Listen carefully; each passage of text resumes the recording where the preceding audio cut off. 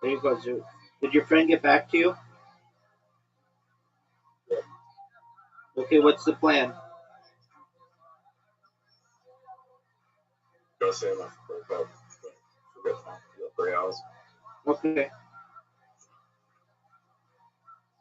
Rabbi, Yeah, big dog.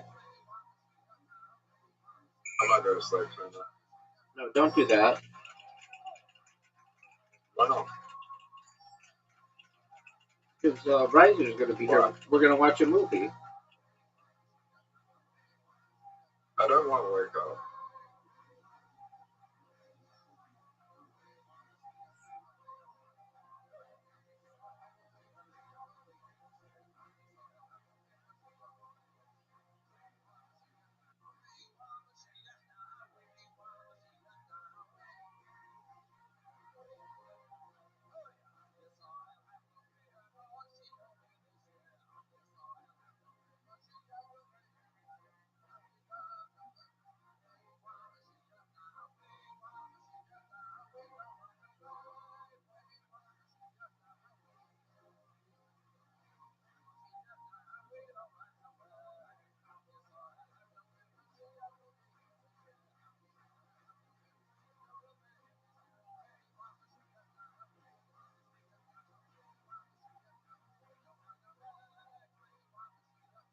Shall we? Maybe.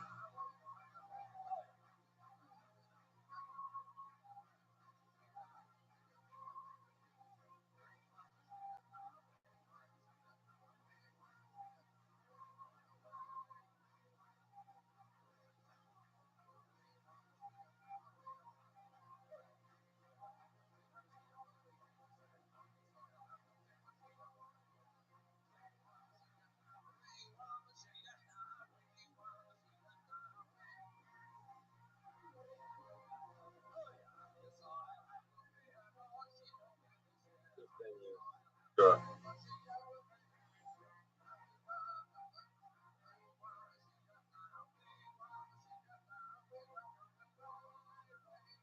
Hey, Rabbi, Yeah, Zoo. what day is it tomorrow? Friday. Do you think I'm going to make the show? Nope. Oh, you did. Good job.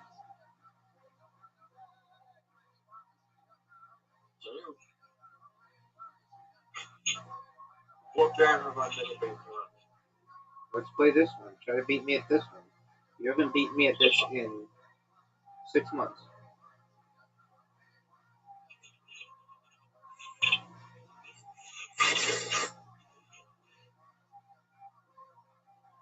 Have I ever been to a bowling? No. Do I ever beat you at bowling? No. What game have I never been to? Bowling. What game have you never beat me at? Maybe dominoes or something. Backgammon. Oh, yeah, back in.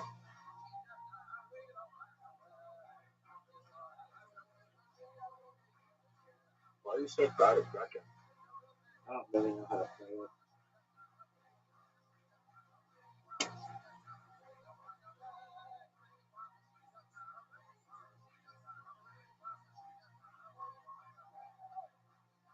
I need to smoke something. Okay, what are you gonna smoke? Crack. You don't have crack there, do you?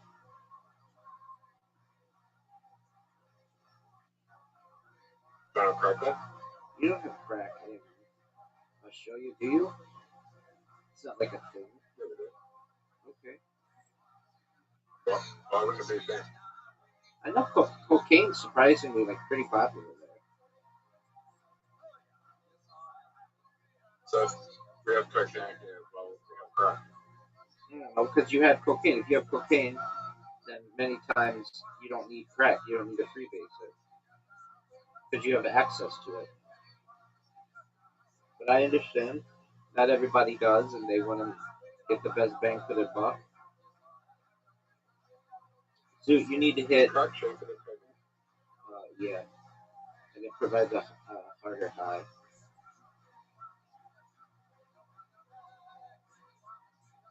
Yeah, because cocaine only lasts like 15, like half an hour. Dude, do you think you'll beat me in this game? Yeah. How long does a cocaine high last? Like an hour.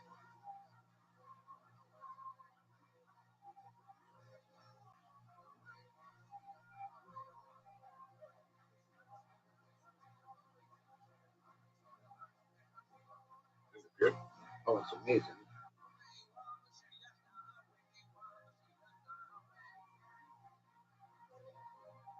Do you think the drugs that aliens are better? Way better. Would you do drugs if an alien offered you it? In a heartbeat. That's a great question. Yeah,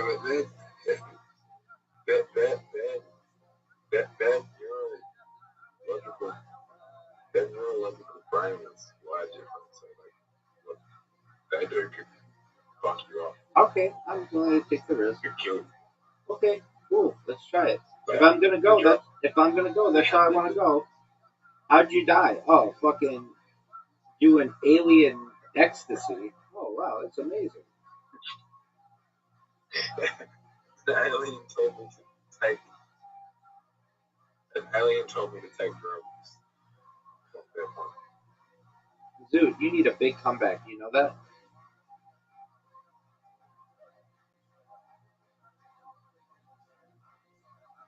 You know, our water could kill an alien. Think about it. Enough water can kill a human. No, but like, what if aliens are allergic to our water? Okay.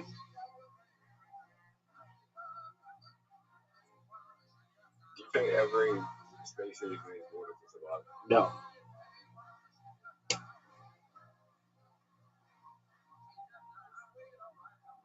At least not like extraterrestrials. No, I think some might just need pure hydrogen. Some might need helium. Some might need sulfur. Dude, are you ready again? Yep. Do you think that Dude, there's dude, any, do you think you're gonna beat me in this do you game? think there's Dude, do you think you're gonna do you beat me? think, do you think there's a species out there on another planet that's identical to humans? I mean, technically, none of us are even identical to each other. So you mean like 99.9% the same DNA?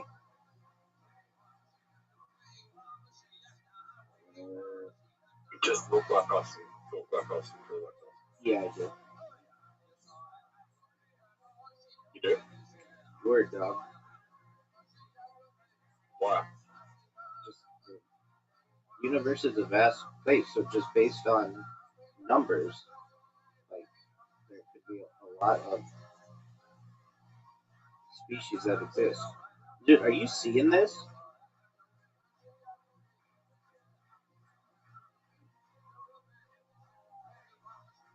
How big do you think the universe is? Big and expanding every day. Do you think aliens like Earth?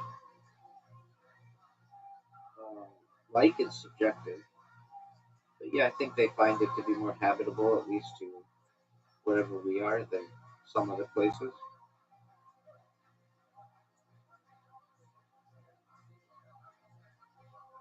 Maybe it's not habitable to them. Maybe the water, there's things on here that would kill them instantly.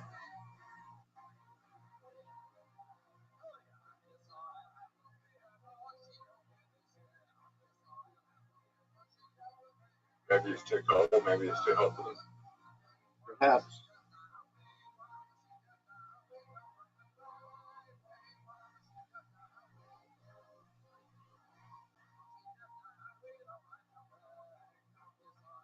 Dude, are you seeing this? You believe that the Earth is perfectly designed. Perfection is subjective, dog. Dude, are you ready to play again? Yep.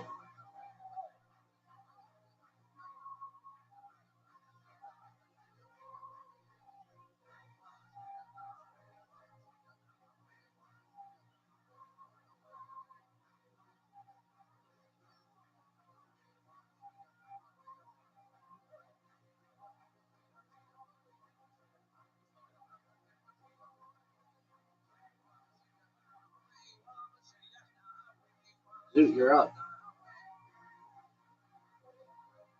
Zoot! Zoot, go!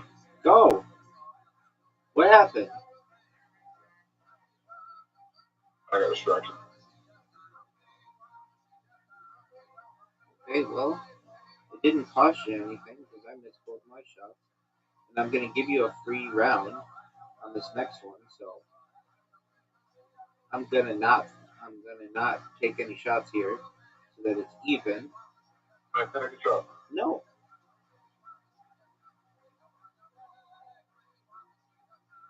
I would have missed regardless. I know.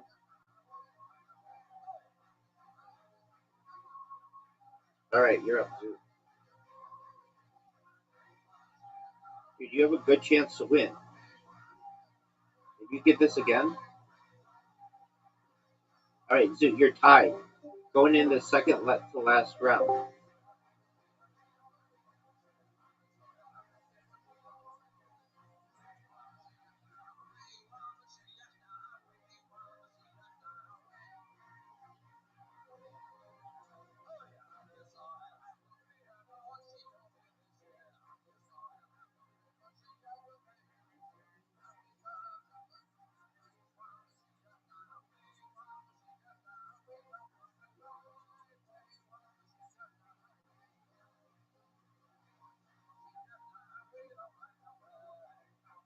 I got straight eyes.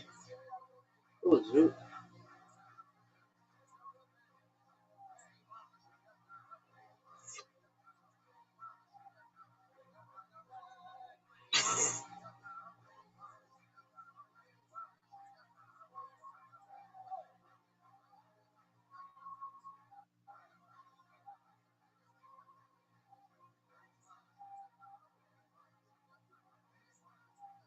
Zoot, you gonna play again?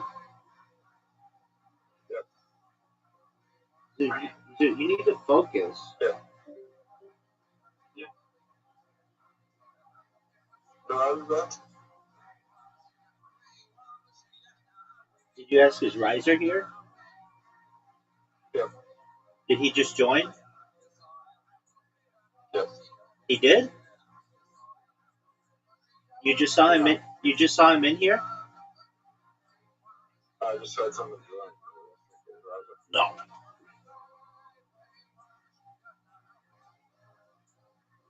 Rabbi misses.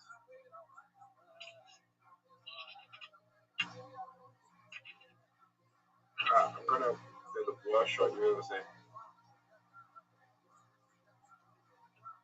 think for the worst shot you've ever seen, somehow gets it done.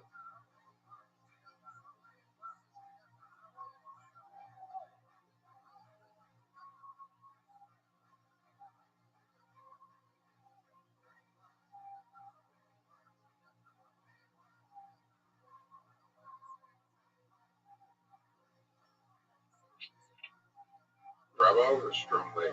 Yeah, you got that right. That's like the best opening round we've ever seen.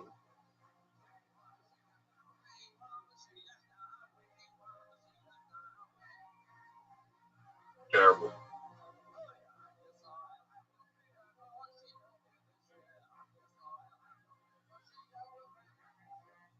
Bring that shot.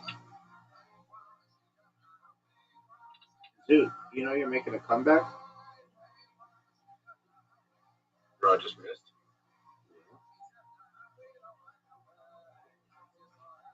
I can come back. The good news is I can come back.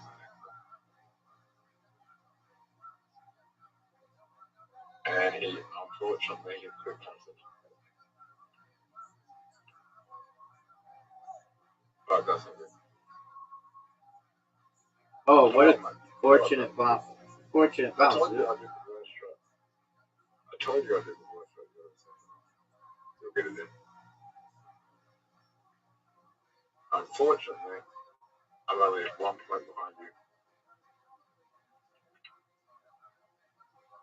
Let's be tight.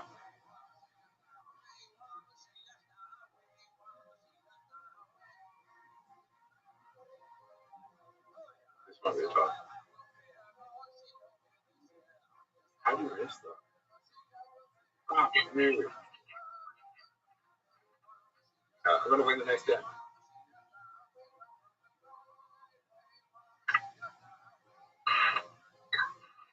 You're fucking...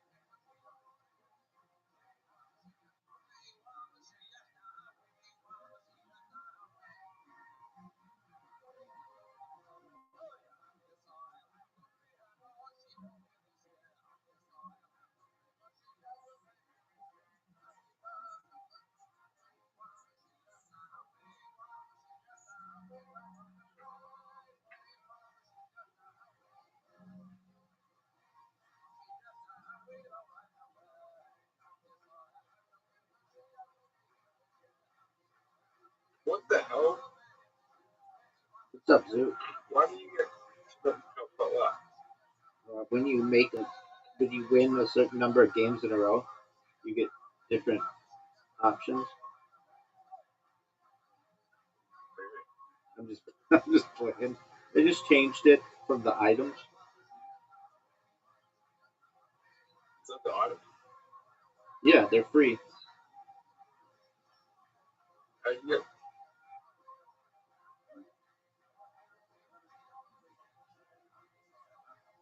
do you get them? They're the free options. You go to items. You see items, Yeah. and then just change it to whatever you want.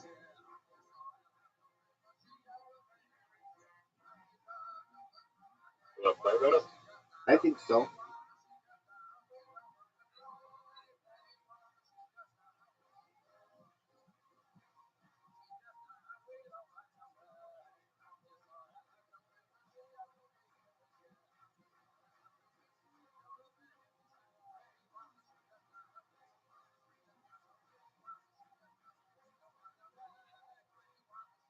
Dude, get it. Dude, change I just changed it. change it. Yeah. Okay. Are you ready? You have to buy them. No, some of them are free. Yeah, good. Go again.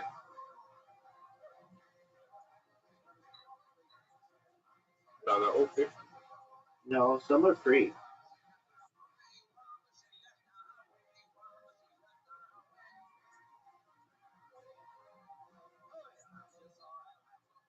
I can't see any for free.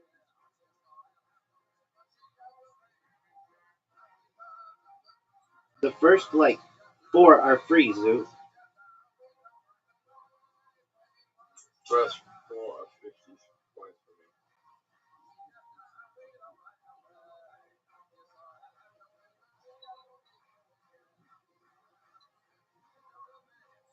How the fuck did you get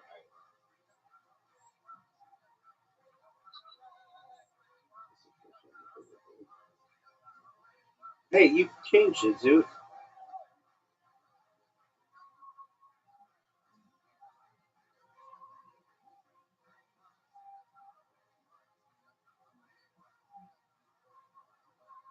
Yeah, it's priced. Why did you buy them?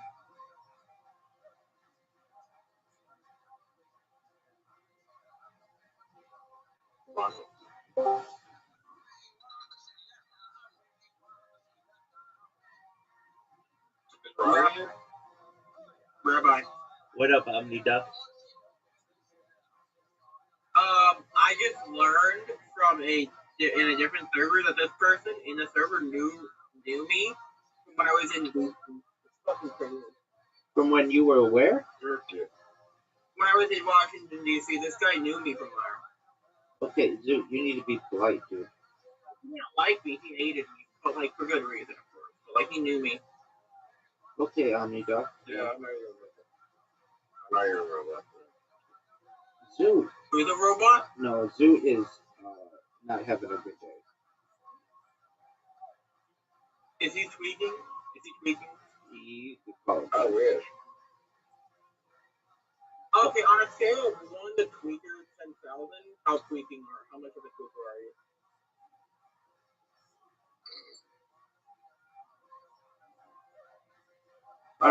Alright, Omniduck, maybe it's not a good time right now. Come back a little later and we can discuss this, okay? Okay. I will go cook this because that's how much it'll take her out.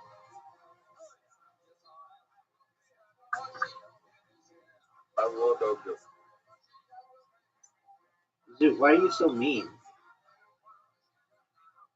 Hey, I will go your mom. Zoo, you don't understand. You would not have liked what my mom looked like before I was born. Like, that's not an accomplishment, my good sir. I mean, it is, but it's not something to brag about. Did he get muted? Yeah, I muted him. He's not talking nice to people, and because of that, he gets muted. Okay, so somebody knew you when you were in Washington, D.C.? Yeah, and the problem is with that is that I can't prove I was in Washington, D.C. I mean, it's not a big... Because here's the thing. Yeah, no, it's dumb. Because I have to, that person could definitely prove that I was in Washington, D.C. at a certain time. But the problem is, I can't, because that guy doesn't want to talk to me. He mutes himself and deafens himself whenever I join the call. Okay. So I can't get him to tell my mom about, I was in Washington, D.C. I'm not schizophrenic. I was in Washington, D.C. Okay, so, yeah. Okay, why don't you just leave? Just let him be. Just leave him alone.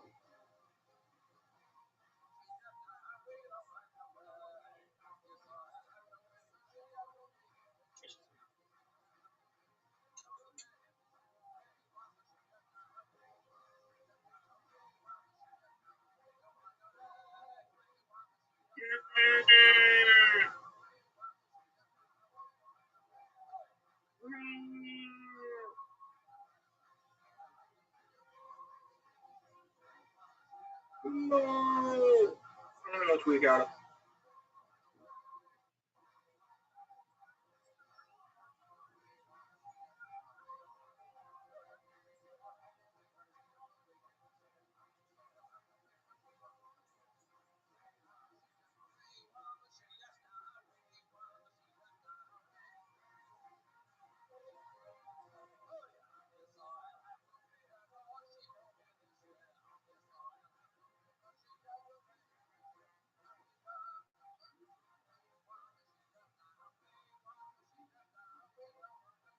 Are you proud of the way that you played? Did you read me? Yeah, why are you such a dick, dude? I was, Zoot. I don't care. You have to understand. I can only be nice to you to a certain extent. When you start to insult other people in here, like, I can already tell you that if I ever got popular, I would be like, yeah, I can't have a public conversation with Zoot because he'll just be mean to everybody else. Why are you so mean?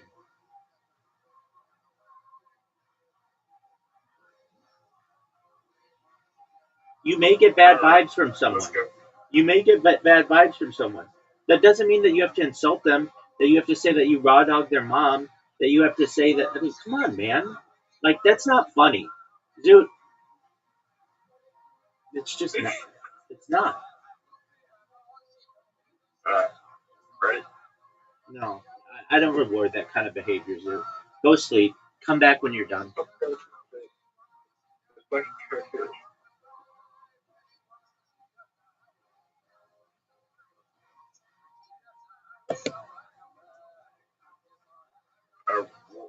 Alright, I'm gonna fuck you. You couldn't afford to.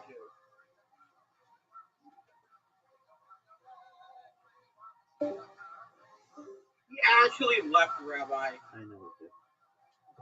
He actually left. That's insane. The guy finally left. I'm sorry, it's sleazy. I'm talking to someone on Discord.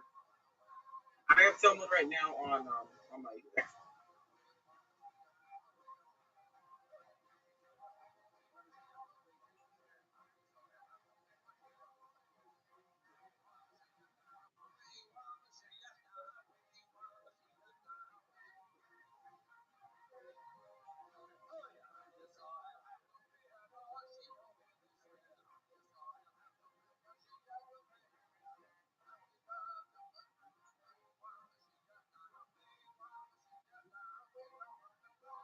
Alright, so let's say good morning, good morning. Let us begin by thanking our sponsors for this morning show. To thank our Talmud sponsors for the month of Nisan.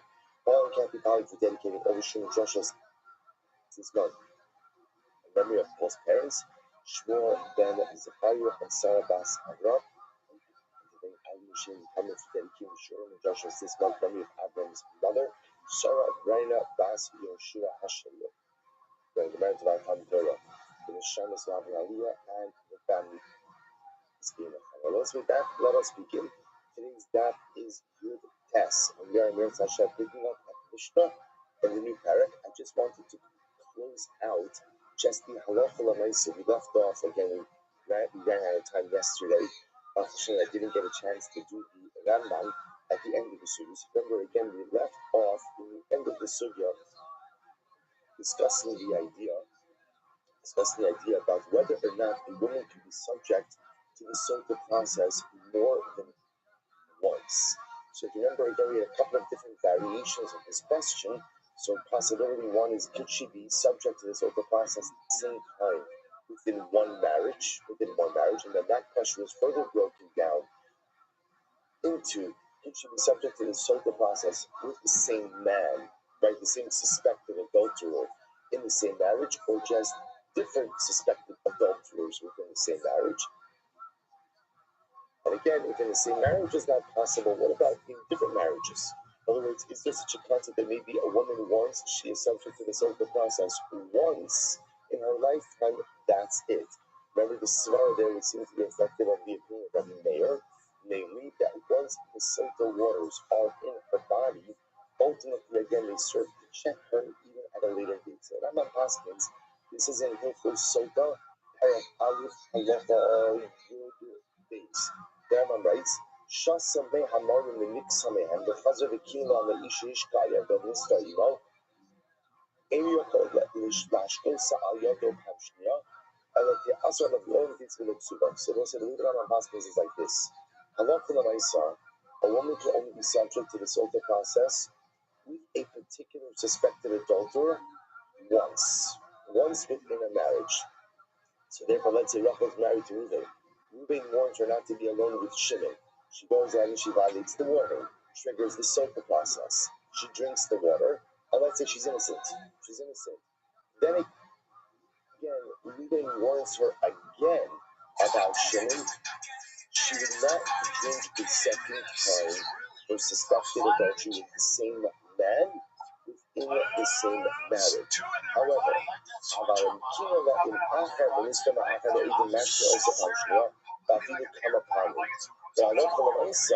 if let's say again, the second time Reuben warns her about being alone with that lady, then the mice again, the sota process could be administered a second time. So bottom line, Rambam Haskins, the halacha l'maisa, essentially, it's only one sota process per suspected adulterer. Like you can't drink twice for the same suspected adulterer, but you can drink more than once in the course of one marriage, as long as it's different suspected adulterers each time. Okay, that's all I'm on passport. Look, there's an exact in the Mishnah. The Mishnah is all that. How you know to ask me Chasa?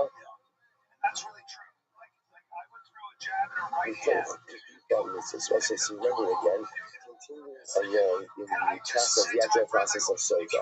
So literally translated, he would take from Mincha, so remember again, Allah Maisa, the Salim itself and the Soga we spoke about, is brought to the base of Mikdash in this reed basket. Remember again, back to the last paragraph, one of the fundamental distinctions we made between the Sota's mincha and a regular mincha as well. Generally, when bringing a mincha from your home, how would you bring it? Right? Gold and silver baskets. Right? So remember again, it didn't have to actually be kushais, but rather really to be a kushais. Sota's mincha is brought in a very basic reed basket. Okay? So she would go ahead and we would take him in from the signatures. The most famous of cliches, and would go ahead and put it into like cliches and actually service of Torah. Now, it's interesting to note if you look at Rashi. Rashi says over how you know for us with Chasa, Habal. It's actually quite interesting.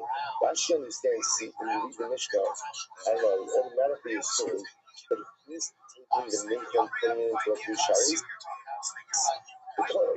He actually points out over here that it's actually, it doesn't have to be the husband, but it could be the husband, actually points out.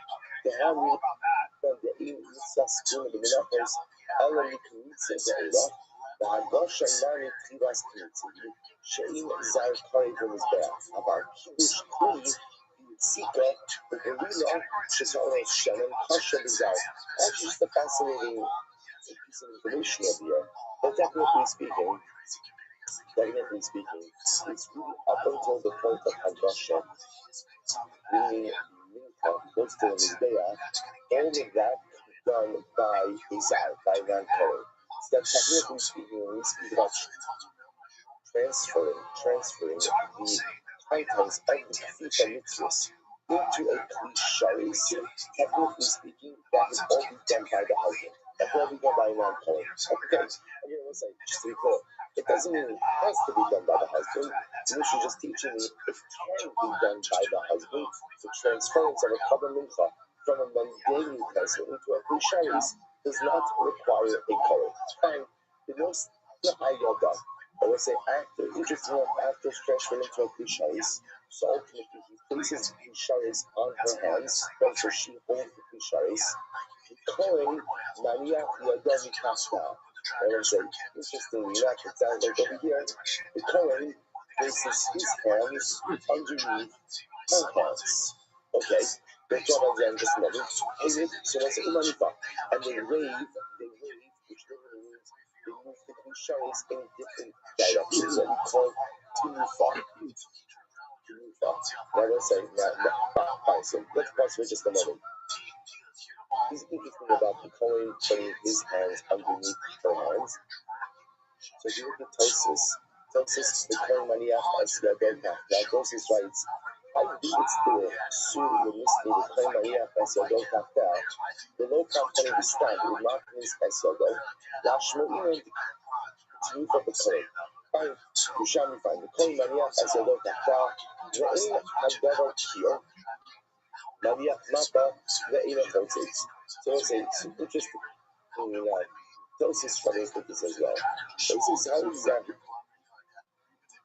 is it that you're having the Kohen put his hands on top, or underneath of the Sota's hands? Like, in other words, again, obviously a man touching a woman who is not his wife, or not one of his blood relatives, clearly, again, is electrically problematic. So what's happening over here? So Tosis floats an idea that maybe ultimately there was a clip between them. So the problem with the cloth, of course, is that would represent a chatzitza. You see that a Kohen can't break gloves when he does the avodah, so the use of a cloth would also be postures be problematic. The basis goes on and says, maybe Kohen Zakin. So it could be there was an elderly Kohen who went ahead and did this avodah. It also was the fact of an elderly party. If once a person reaches a certain age, so those tightness, those desires are a bit more diminished. So perhaps you went ahead and did that to use an elderly for those particular avodah. If I was very concerned about any kind of arousal, or concerned about any type of upheaval that would come up there coming down. Fine. Then Dosa says, Vafidu Tema Kohen Yelev She'in Yisur Hara Yisuya Shah.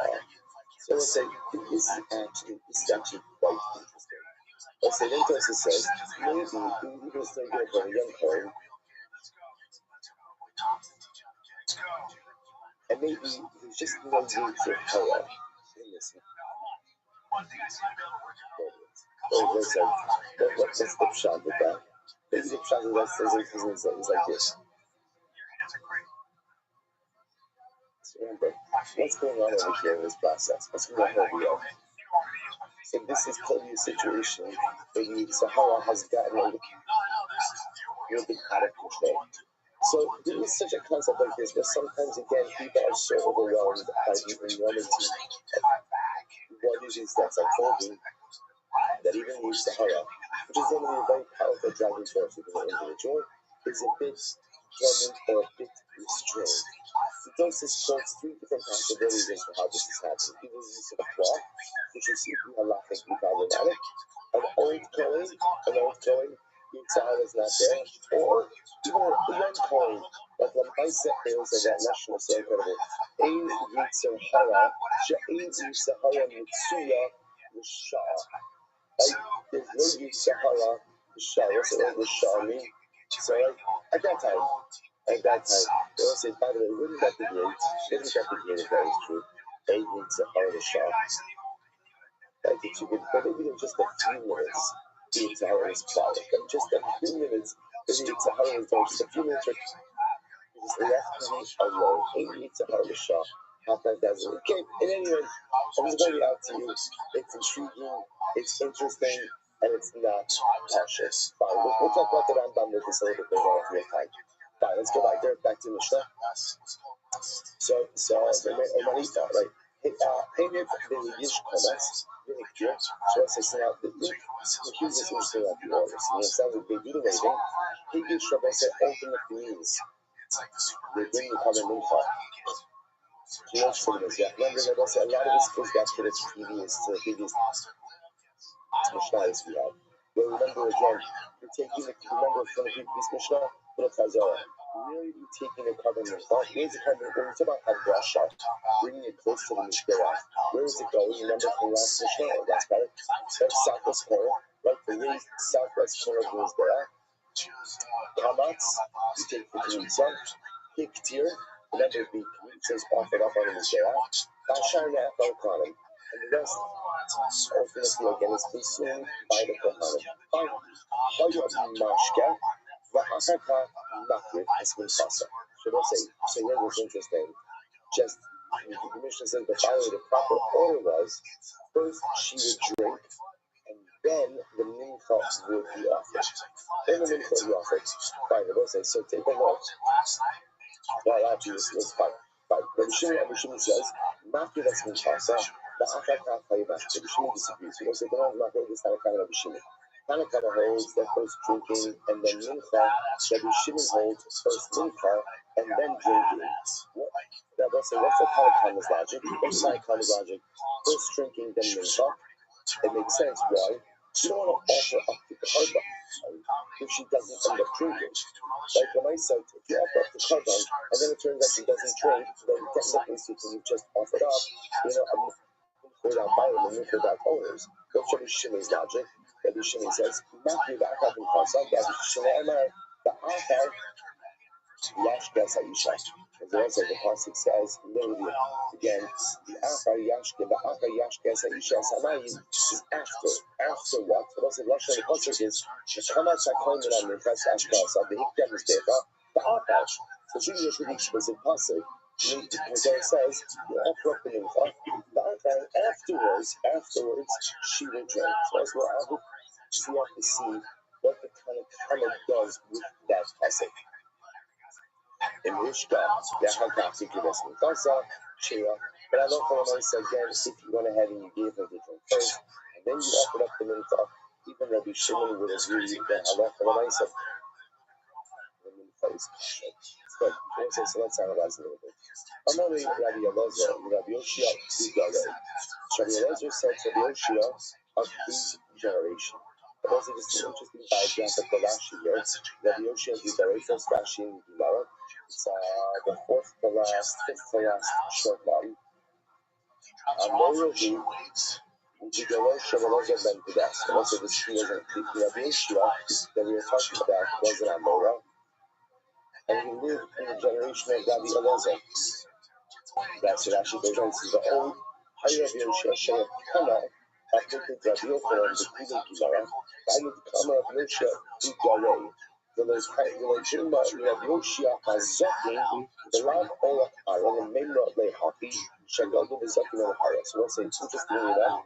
Rabbi Yoshia the Amora, Rabbi Yoshia the Kana. This conversation was between Rabbi Elazar and Judas. Rabbi Yoshia is Rabbi Yoshia the Amora, who was a contemporary of Rabbi Elazar ben Judas. And also the reason I want to identify the person is because look at the way Rabbi Elazar contrasts Rabbi Yoshia. This thing says, Rabbi Elazar Rabbi Yoshia Didarei, Yotesav Akara, Ad Nevashas Laha Nosa. Do not sit down until you explain to me the following. I will say, so again, that's a strong emotion, right? Don't take your seat until you explain to me the following. You know, the first to point out, you should not class the shuttle thing that Rabbi Elazar is talking to Rabbi Yoshia, who's older than him. Why? Because that would be a sign of disrespect. He said to Rabbi Yoshia, who's a contemporary of his. And he's saying, don't sit down until you just listen. You know, part of the beauty of Gemara, only thing that the again is that Gemara teaches us so many things, not just with stated halacha, but even just with the small interactions. In other words, Gemara wants to make sure that you don't think that Elazar ben Kudas is speaking to someone who is older than him in a non-deferential. I would say it's interesting how, I would say modes of respect change over time, that's how you grow up. I'm not an old person. Growing up, you never call someone like a friend of your parents by their first name. You never call someone by their first name. It was always Mr., Mrs., never. It's fascinating that today it's so accepted that children call adults, like their parents just by their first names. But it's obviously societal. So it's just fascinating how these norms change. Respect norms, and in general, respect is a difficult thing to find with such an erosion of respect standards. So it's interesting that the Gemara is saying over here, this fascinating idea that Rabbi Elazar is saying, Rabbi Yoshia, don't sit down. No, hold on. Just make sure you understand. It's not Rabbi Yoshia who's senior. He would not speak to someone older that way. This is Rabbi Yoshia, his peer, his contemporary. So he say, don't give opportunities for just until you explain to me the following idea. It's interesting. So the Gemara says, after all hours, I get to talk about how things were when I was right? When I was a kid, we never did it like that.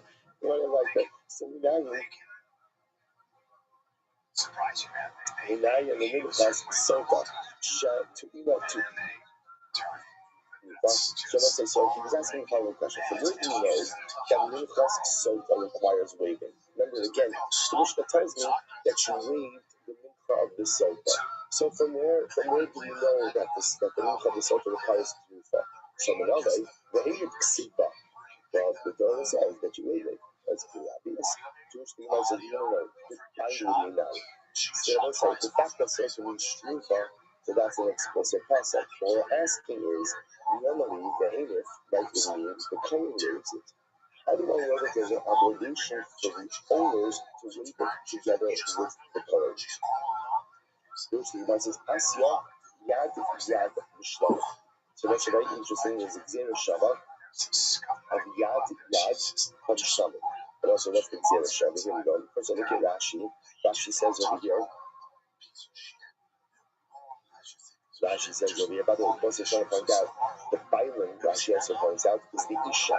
And remember, when the husband's not waiting, not even though the husband was when reviewing the mincha in the Beis Hamikdash, the husband was not the one who's doing the tzniut with the Kohen, it's the wife, it's the Soita who's doing the tzniut. So we're asking, from where do we know that tzniut is done with the owners? The owners in the Kohen. So we must learn to Shlamim. Look at Rashi Shlamim. So also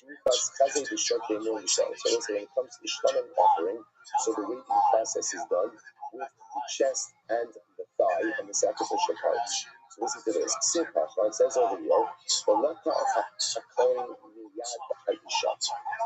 here by the meat of the sofa, the Kohen will take it from the hand of the woman. It's impossible. And it says like Shlamim, Yodov to the Eva. So, and again, this is Yodov by Shlamim. What do we see from there? Mat and Kohen, just like over here, ultimately again by the sofa, it's put the Kohen is doing the Tzniut. Half Lahalon Kohen, so too by Shlamim, it's also the Kohen.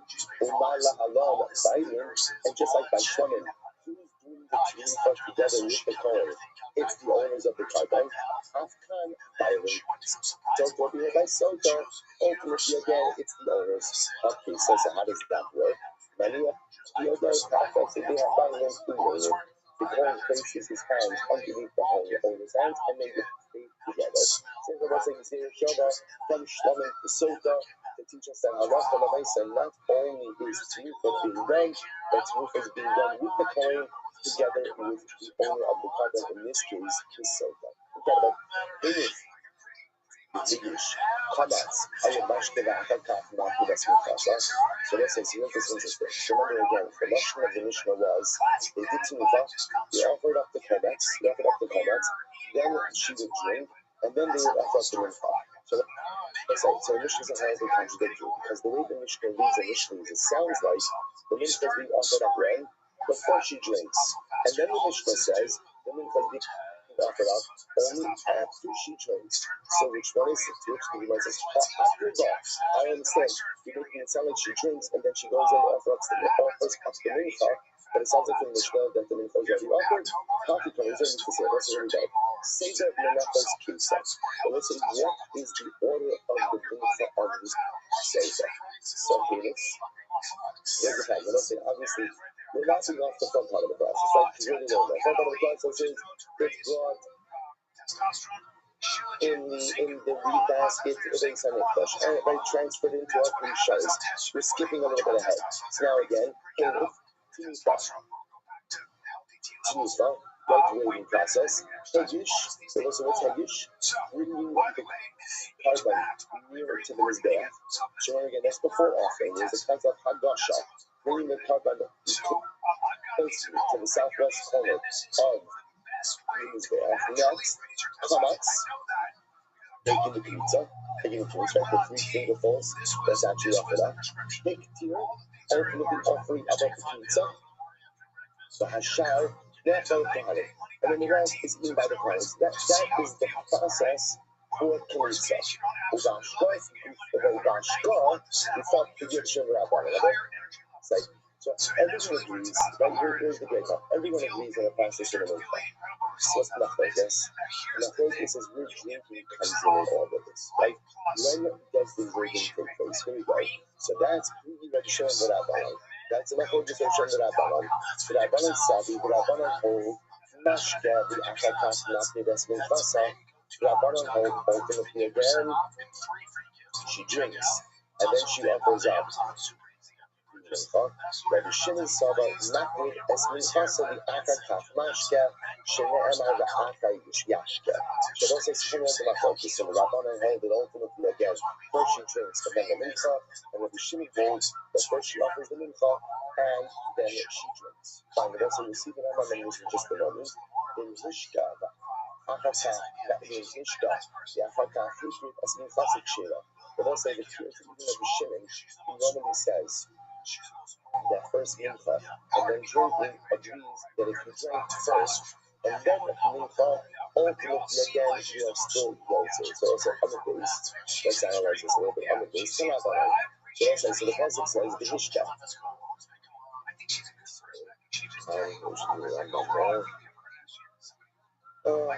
Okay, let's go a little bit back because we'll do it on just a bit. So the hishka. So let's say the pasuk says you'll give it to drink. But let's say, so remember again, the Pashat Pshat of the Psukim seems to support Rabbi Shimon, namely the first mincha, and then drinking.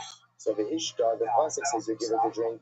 That will say, now the truth is that there's two times the pasuk in Ishka you give it to drink, which obviously we seem to be repetitive. So not coming there, right? Why does the Torah have to say the Ishka again? The Ishka. They already told us that you give it to drink. So let's say, so why are we stacking the Ishka? Actually, before we get to this, let me take the Rambam. Let's solidify before, right? Because we're talking about Vegas between Rabbi Shimon and the Rabbanon. According to Rabbi Shimon, first mincha, then drinking. According to the Rabbanon, first drinking and then mincha. So how do we pass it? So the Rambam says, this is a great verse, Sota, Halacha Kasvad, Afar Kaf Mashke Osa, the Afar Shetishta, the Koyach Shari Shabuan Mincha, the Nosni Al Ada, Bakoi Mariach Yadeh Kafta, Umari Kata Mizrach, so on and so forth. So the Rambam asks, drinking and then mincha. Drinking and then mincha like the Rabbanon. Like the Rabbanon, drinking then mincha. Fine. So now that we kind of have that out of the way, let's go back. So the concept says like this. So why do you have to say the Hishka twice? Let's say Hishka twice. The Gemara says the teacher should separate from the New Testament days, okay? TV. Should mincha come and get like a merit in Shosar. We'll say watch this. What happens if the parchment was erased? After the parchment goes erased into the water, she says, I'm not drinking. I'm not drinking. So what's the halacha? Ma'alin osa mashkin osa ba'al of giving Rabbi Akiva. Rabbi Akiva says the second Vihishka says that what? If you already erased the parchment, she's drinking.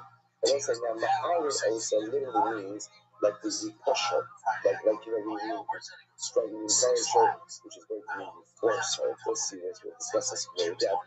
These words are already Akiva. Second Vihishka means that Allah.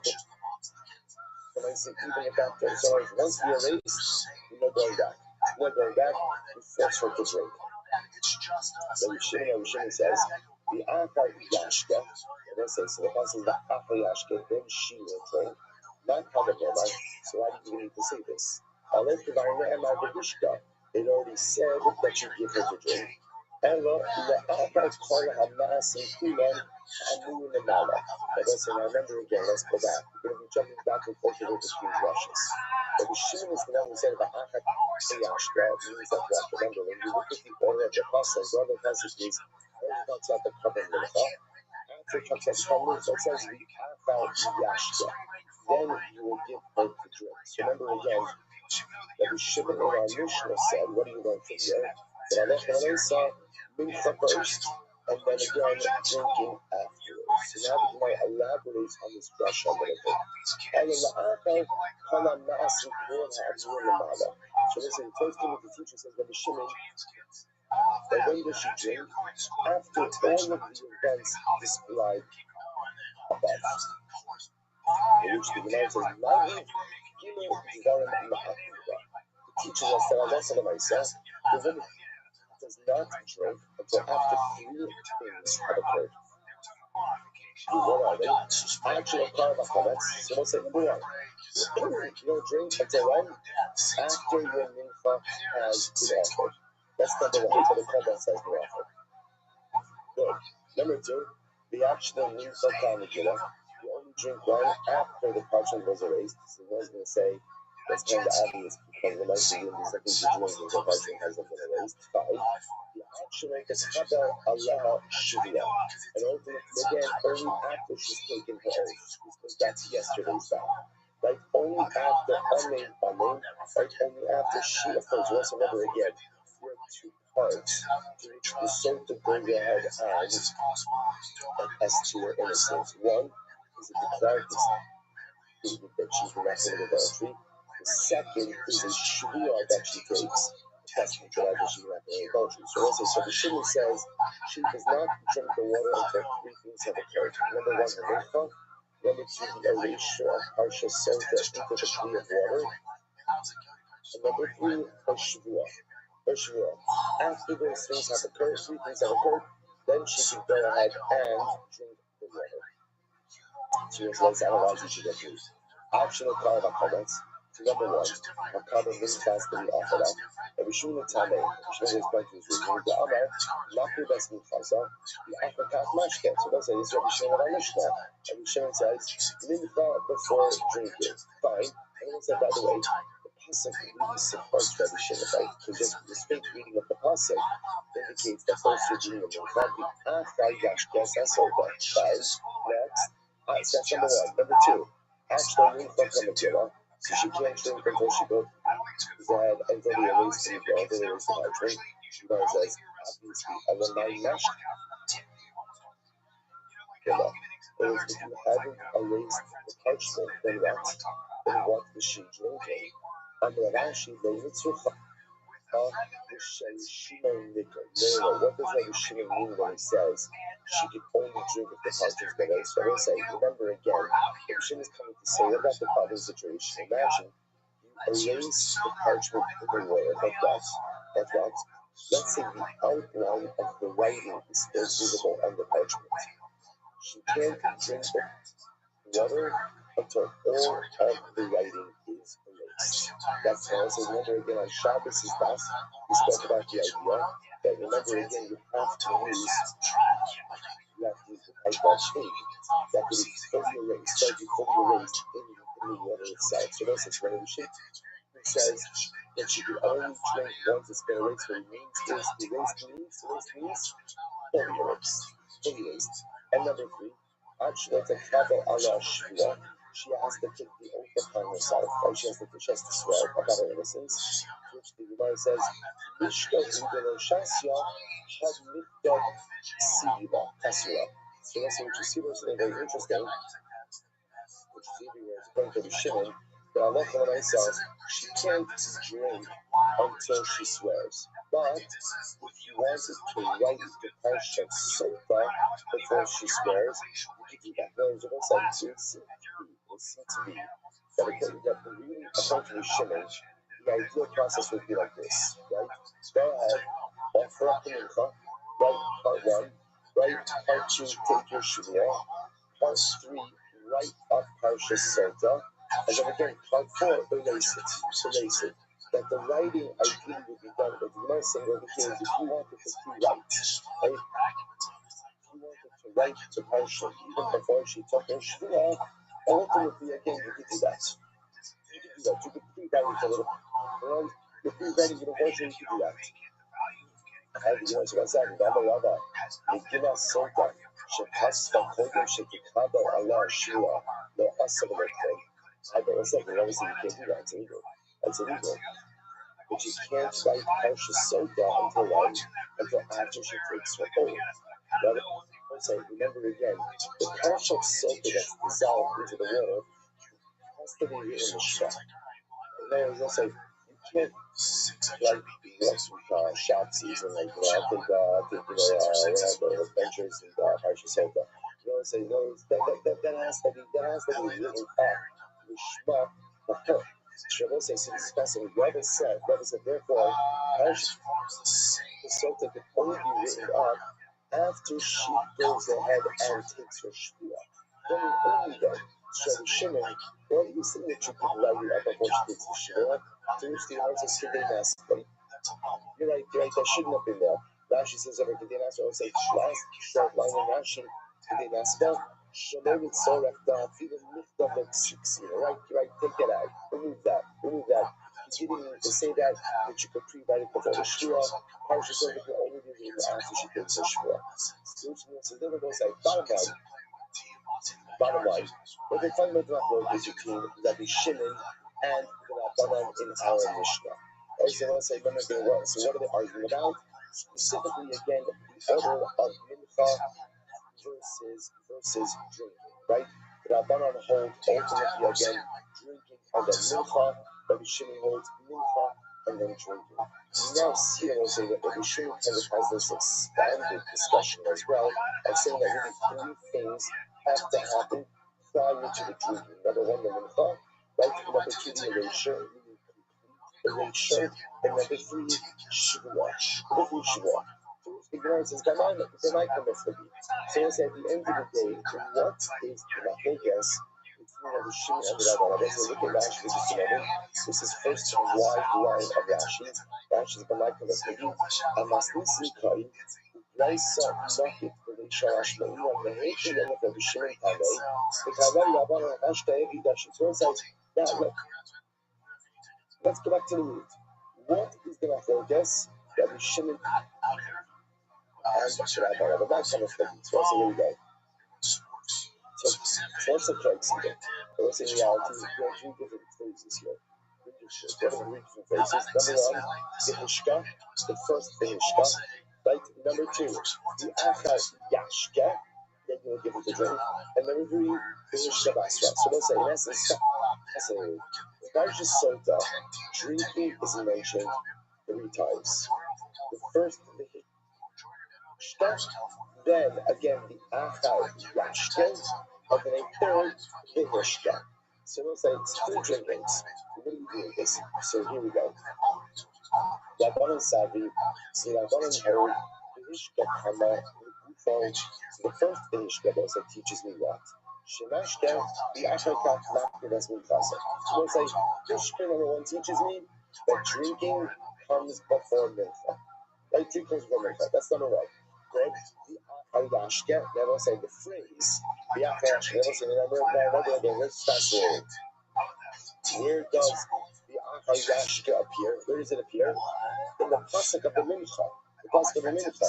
Right? So the Achar teaches me Yalei, the Sharishimo Mincha. What does that teach me?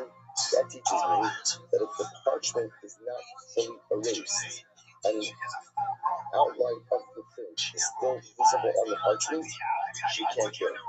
Right? The parchment has to be fully erased in order for her to drink. That's the Achar Yashka. And then the Hishka Basra, what is it from the Hishka teaching? Shemuncha Kamegila, the Omeres Elishosa. The third thing Hishka teaches me, that if after the parchment is erased, she says, I'm not drinking, then what's the halacha? Ma'arin also, and Mashka is about her.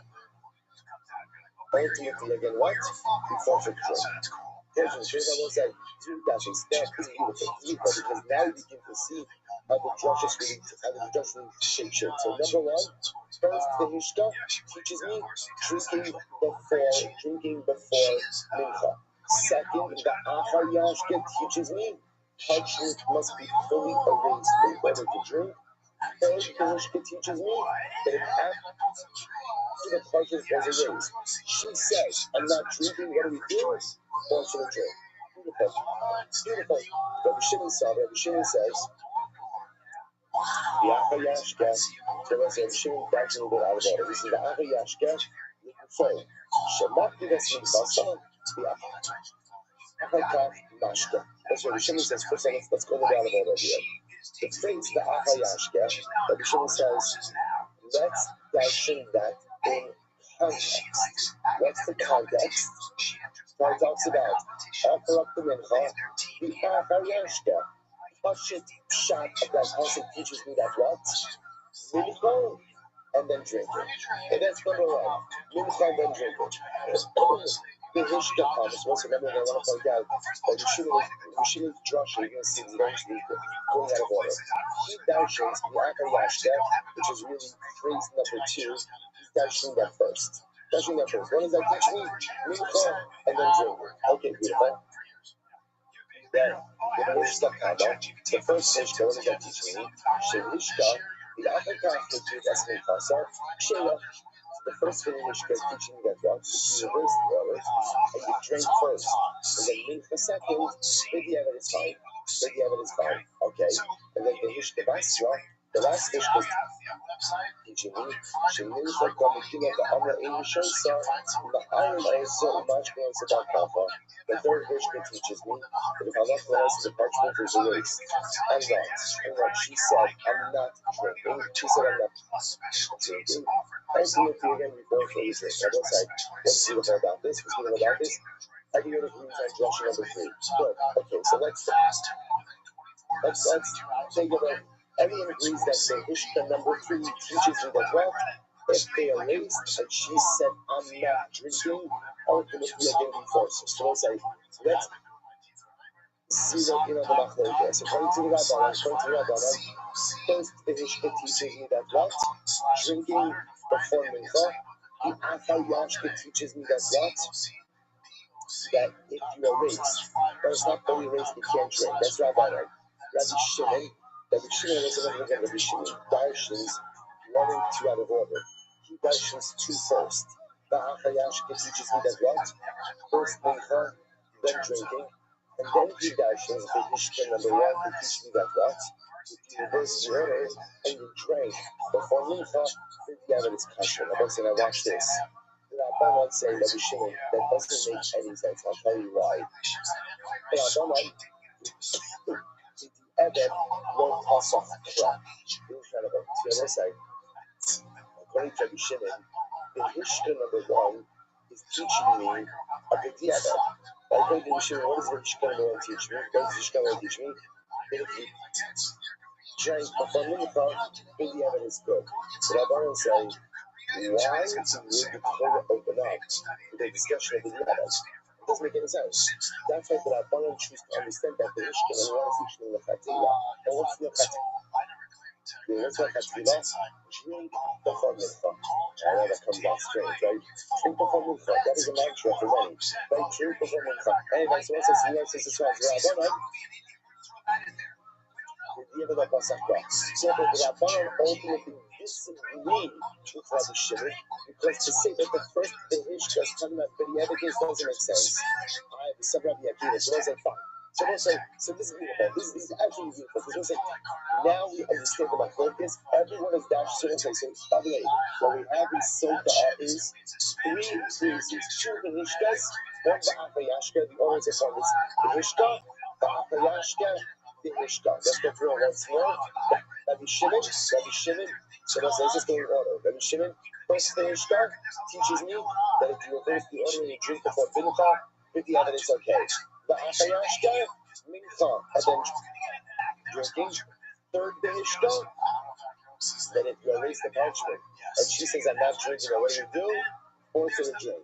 Rabbanan, the Ishka number 1, is Fatila. You drink before Mincha. Like Achar Yashka teaches me, if you erase the parchment but do not fully erase it, right?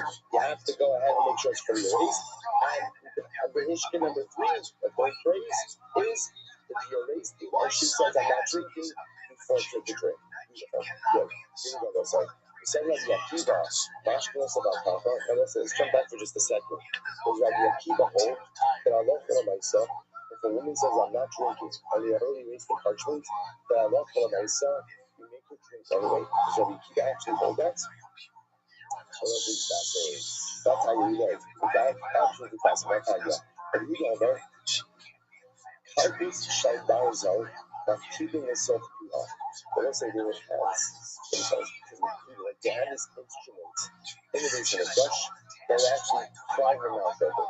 But let's say, it's like training if you go to the dentist, and they mom, it's just torture, right? Again, right? Like they put that thing in your mouth, like to keep it open, I don't know what you call it, right? Push device, right? Because it's the technical term, right? Just like pry it open. So apparently, again, the dentist had the riot from the base of English. Albus Sharbarizal. So they have this, they have literally again this metal utensil that you Sophia, they put into your mouth. Shenun Chokama Gila, the other eight Shelsa. The Allah Kalamais again, if she erased the regular, she said, I'm not drinking. Ma'aran also, Mashki also, we make a drink. make a drink. So watch this. Rabbi Akiva, Klum Sutra Bolka, Bala Peduka Ba'omeda. So there's a reason for her. Rabbi Akiva says, why would you make her drink? And he's like this. Understand. The whole point of the Mitzvah that was is what? To test her innocence. If she says, I'm not drinking, that's a pretty good indicator that she's guilty. She begins to what? Why do you have to force it? What's the point of that? The whole point of this is to test. Remember, the whole chap of Mitzvah is we don't know what's going on over here, so we wanted to go to check her. If she says, I am not drinking, that is an incredible indication that Allah for the Mitzvah. But she is guilty. Which the Gemara found out the Ella, what's the first one on about it? Ella, optional Karabakh comments with Kololak Silva, up until the time the drink was offered, she can be trapped. I don't want to drink. What is it ever again? This is reflecting the view of the Rabbah. The Shekarabakh comments, but once the milk was offered, Ina Yechovilak Silva. Now, we're going to see the Gemara just made an inherently contradictory statement. Right? Because it sounded like a question of Yakiva. At what point in time could she say no longer drinking? When? Until she actually drinks, Mincha was offered, Mincha wasn't offered, she has the ability to say, I'm not doing this. I changed my mind, I'm not doing this. And Rabbi Akiva says, no, mission accomplished, right? The water says to check her.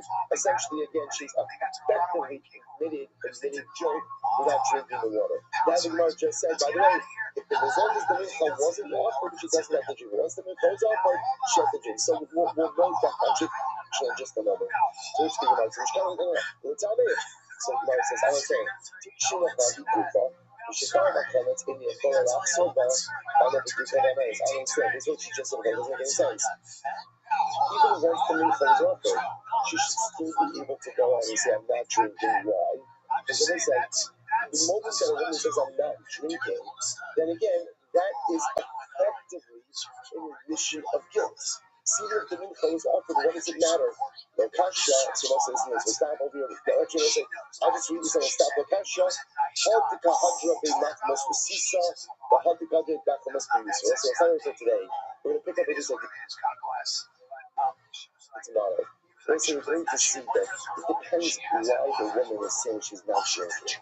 Sometimes a woman says, I'm not drinking, and she strikes a strident tone. Other times, she says, I'm not drinking, and she's just scared out of her mind. We're going to see if she's just scared. That doesn't mean she's guilty. That could just mean she's scared. Sometimes when a woman strikes a strident tone, the strident tone in and of itself is reflective of guilt. So we'll stop over here. So I know we're kind of leaving off the sentence. We'll talk about this fascinating distinction tomorrow. Get to the resolution. See what I'm saying? Chevron Zoom, have a great day, everyone.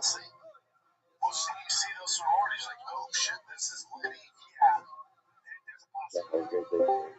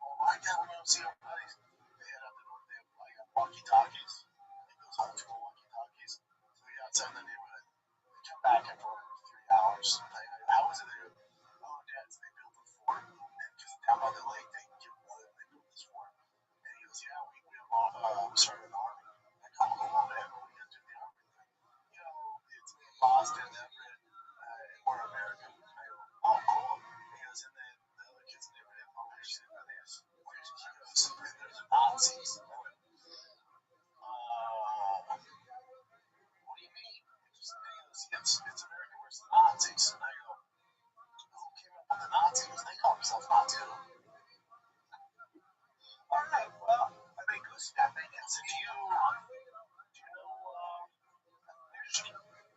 there's no Americans versus Germany. How about tell them to rename the thing? I mean, we don't draw our armies, right? You don't draw Nazis. Well, you don't draw on your uniforms, do you? I said, does one have a fake mustache? If he's doing how deeply it's a small mustache and it fits under a gas mask. It's American versus the Nazis. That's all right. Yeah. They're learning World War II right now. There you go. Yeah. There you go. That's great. Weird. Kids are like, we'll take America, we'll take Nazis. Yeah, you watch your kids start to figure out the social space. It's really interesting. My 4-year-old fell in love with his 4-year-old cousin in Florida. Fell in love. They were inseparable. Okay. Talking to baseball, it's like Dodgers are just on fire. Thank God. Dodgers are fucking cooking. What do you mean? Is this no, sorry. Is baseball starting now already? Yeah, bro. It's just beginning of the season. Really? It's October. The World Series was just happened. Yeah, and they did. It's regular season early in the season. It's like 8 so it's right. They were 2 games of the season. And the Dodgers went to Toronto. We beat the Dodgers up in Toronto. Yeah, we beat the Dodgers up. But baseball's better than ever. But then also, there was a fight last night. I want to get your take on this. I said, TJ. So it's a pitcher, right? I think it's Anaheim. I forget who the other team is. Okay. So he runs at the pitcher, big cat too. Dude's no pumps. He runs at the pitcher. He hit him before. Threw another high pitch towards his head. His third at bat. So he's like, they start talking shit to each other. But as he approaches the pitcher usually drops the ball. He's hitting him with the baseball like this. Boom. Boom. With the baseball. Interesting. Once you drop it, you don't hurt your hand. That's what I'm thinking. You're going to hurt your hand with the baseball. You think like this? Or you yeah. Yeah, I don't know. That's a good question. I don't know how many fights to make because I would throw the ball at him and then yeah, but you know, I wouldn't use the base because I don't know. I'm trying to say as good athletes as they are, they're specialized. They don't fight. I've seen a lot of football players and guys like that throw punches. Let's everyone in gym. Yeah, if you're not a killer, yeah, you never like. Yeah, can you go to the gym? This is part of this though too. The coach for is that the Braves? The coach of the Braves. He's an older coach, probably your age. Dude, he trains MMA. He trains MMA and wrestles. He just fucking double it. Take him down now to stop the fight. Okay, let me see this. Yeah, guys, take a break because I want to talk to you about stash. Investing can be very, very intimidating. Yes. There's that stash, and when it comes to investing in the market, this it basically has an algorithm which helps you and guides you through this. Okay, you don't need to watch the market every single day to become a finance expert. You don't. The key to success is guidance and consistency. And stash gives you a clear plan so you're never guessing what to do next. The best investors do not rely on guesswork. They have an expert by their side and a system that keeps them on track. Okay? Most people don't have access to a human advisor, and that's where Stash comes in. Gives you a disciplined, long-term investing philosophy focused on steady habit building, not speculation. That's really important. Stash is registered financial advisor built right into an app from your phone. Stash shows you way more than just your balance. Offers personalized next steps to keep you moving forward in any market scenario, so you always know what to do with your money and why. Right. So not only am I sit around, put it to work with Stash. Go to get.stash.com/fighter. That's get.stash.com/fighter. See how you can receive $25 towards your first stock purchase and to view important disclosures. So get.stash.com/fighter. And there you go. Paid non-client endorsement, not a guarantee or representative of all clients. Investment advisory services offered by Stash Investments LLC and SEC registered investment advisor. Investing involves risk. There it is. So hit him in the hand before, which is the worst place to get hit. When was that? This is last night. So this is his first at bat. So that's the second one. So they were talking shoot each other. Now watch this. The batter's big too. I think he's 6'4", 235. I love how Noel's bench is clear. Oh yeah. Isn't that cool? Yeah. Double leg. Oh, that's a good double leg right there. Okay.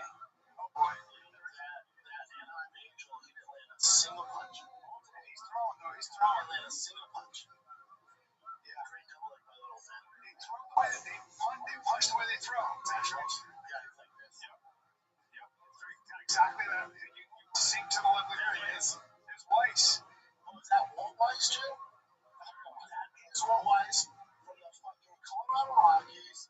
These are fucking Rockies with his ears. Homeboy's got some ears on him. Looks like it's some cauliflower a little bit. Both of them get kicked out though. Check to see if that's what the great one was. It is. Holy shit. I don't know anything about what was. Tell me about it.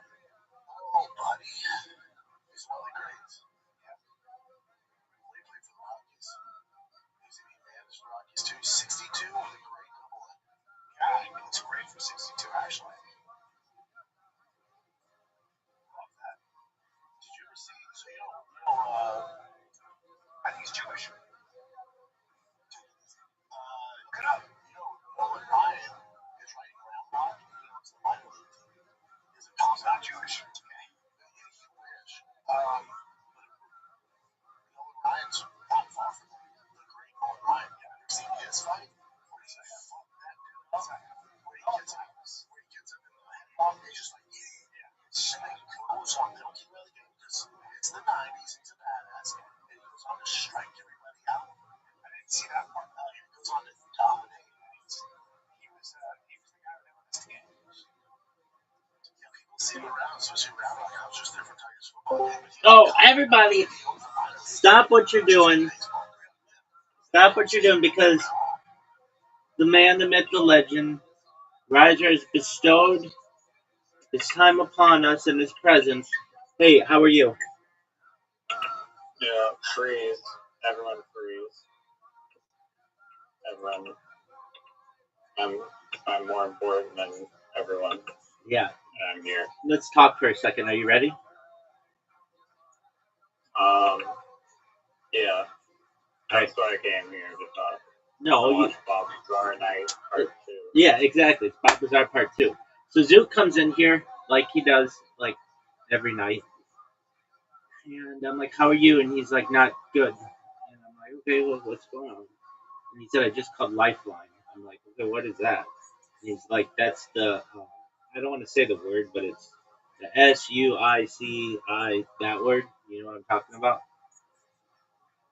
That ends in an I. Yeah. And I'm like, normally I give him shit in a, I feel, a respectful manner, but aside from saying that he's not funny and he sucks at mini golf, I am as supportive of him as I can be. And he's like, I'm like, oh, okay, well, talk to me. What happened? And One of his only good jokes was about making your anger. Right, exactly. Which is a cute idea. So I'm like, what's going on? And he's like, I'm not. I wish I could change my life from when I was 15 years old or the decisions I made when I was 15. And, he's like, do you have any regrets? I'm like, yeah, we all have regrets. Wish I bought Bitcoin in 2009. I wish, like I played better in Dice Party or whatever. You can't linger on that. So I told him, okay, well, guess what? I'm going to play with you. We're going to play games all day. And I really had anticipated, like, we'll play all day. I'll just keep him busy, and hopefully his mind moves away from this. And he's like, well, I'm going to see a friend later, maybe. I'm like, okay, fine. So I play games with him longer than normal and spend more time with him than normal. I'm a little nicer to him than normal. And everything's fine. But then this other person who comes in here who has mental issues, they're the one who's told me they have mental issues, comes in here and they just ask, they just like, then I have it's literally like two children who demand my attention and I have to divert to one of them. So the new person comes in and they're like, hey, this person says they know me from Discord from something else. And Zoot's just like, why are you such a dick? And I'm like, Zoot, calm down. And Zoot's like, no, I fucked this guy's mom. And I'm like, Zoot, you have to understand that I am not your personal, like, sounding board. That there are other people here who either depend on me or want to connect with me or whatever. So I muted Zoot for a little while. Then Zoot, then I unmuted Zoot. We continued to play a little bit, and then Zoot was just saying dick remarks, and I was like, Zoot, we're done. And I can only do so much for people. I am not a licensed psychologist. I don't want to be anybody's psychiatrist. That's not. I'm here. I'll be a nice person to you, but you need more help than perhaps I can give you. And from Zoot's perspective, and I've said this before, and I'm going to say it again. I don't feel sorry for him because he doesn't try to get himself help. He's in a place where there is free health care. He could make an appointment to see a doctor. He could get on a prescription medicine, perhaps, to even try that might make things better. Instead, it's like, they don't have anything for what I have. I'm like, yes, they do. I read him like 5 different medications they have for it. He's like, they don't work. I'm like, I mean, you can try. He's like, no, I've talked to other people and they say they don't work. And I'm like, you said that they don't exist for what you have 5 minutes ago.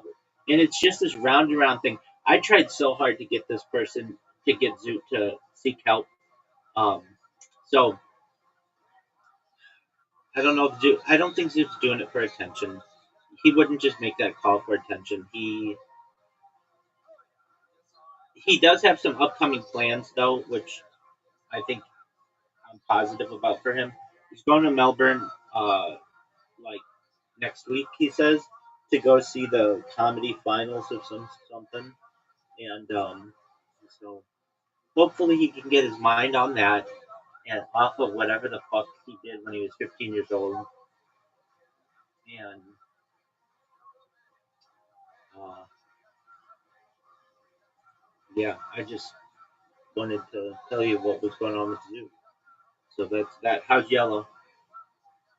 Thanks for informing me that I will try to call privately maybe and see how he's doing. I think, yeah, some people are, including myself, are like haunted by regret, but yeah, you gotta, as my mom Riser always says, you're not going backwards, you're going forward. So She's exactly right, and focus on that. that's what I told Zoot as well. Don't focus on don't focus on um, that which you can't control. Focus on that which you can control, and that's being working at your stand-up comedy, being a going to Melbourne, seeing women, doing whatever. I mean, he doesn't have a job. He doesn't need to work. He's got everything taken care of for him. He's got a great life. Yet he thinks that like he he doesn't or whatever. I mean, he could make his life better. He could get a serious job and move out. He doesn't want to do that. That's fine. He has a dog. He has uh, friends. He No, he doesn't have friends. Well, according to him, well, and that's why he is also feeling depressed. he kind of does. He has us, and then he has the people at the comedy shows. But here's the thing: that only is going to work so long. I understand they're not like deep friendships he can build with them. But if he's anything like he is in here, I wouldn't want to be around him. He, as I said in the past, it's the best analogy that I can think of. He does everything to prepare a punch bowl, and the punch bowl's there, and everybody's drinking out of the punch bowl, and they're having a good time. And then he just feels that he should take a shit in the middle of the punch bowl, and everybody doesn't want to be around him anymore. And then when you confront him on it, he is like he wants to change the subject. And under normal conditions, if he were in a place where he didn't have access to medical care or he couldn't seek therapy, I'd be like, oh, I'll give him more of the benefit of the doubt. But at this point, he's just really stubborn, and I can't help him. So I tell him, look, Zoot, if I ever get to the point where I have a lot of people in here, I just can't have you in here. I'm going to mute you because literally anytime it's anyone aside from you, anybody who is just foreign to him, he insults them. He'll say, this guy sucks. This guy's a dick. This guy's an asshole. In front of them. It's like I can't deal with that. I'm not. That's not a cool thing to do. So, uh, Yeah, unfortunately, your life is like being broadcasted at all hours of the day. So, and your intention is to grow a community. that's So right. it's not exactly conducive to that. That's right. In other news, though, what do you ask how Yellow is doing? Yes, sir. Yeah, no, she's good. I don't know if I told you this, but I have my neighbor, my next door neighbor. Uh, she's I guess training to become a dog trainer and trying to get her like certificate to become a dog trainer.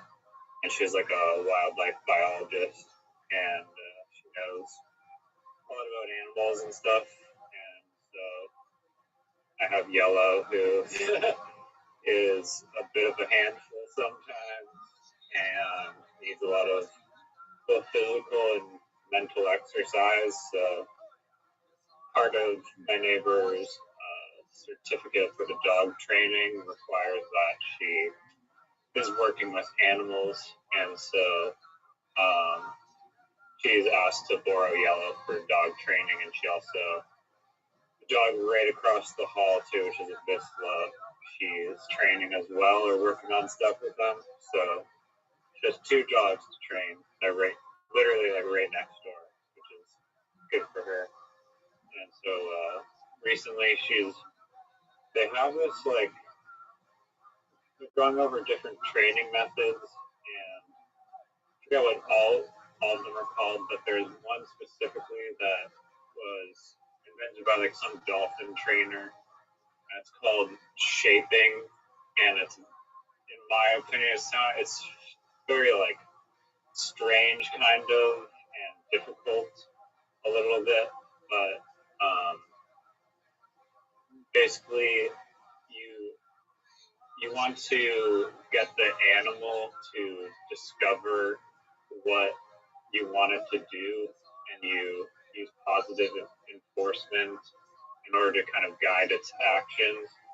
And so right now the task is that she wants to get Yellow to pick up a non-ordinary object, like not like a ball or a stick or something that she would intuitively love to pick up, but she's trying to get her to move a book, and now she's moved on to a flip-flop.